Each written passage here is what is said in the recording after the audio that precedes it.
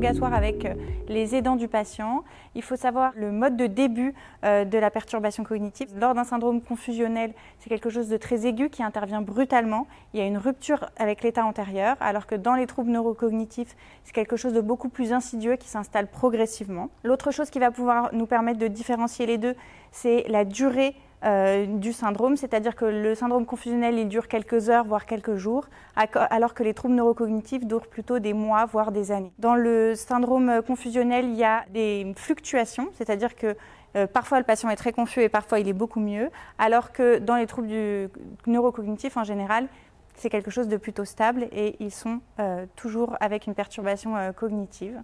Et enfin, c'est la recherche étiologique. Dans le syndrome confusionnel, on retrouve une cause qui explique cette perturbation cognitive, alors que finalement, dans les troubles neurocognitifs, il n'y a pas de cause aiguë qui explique les changements de comportement.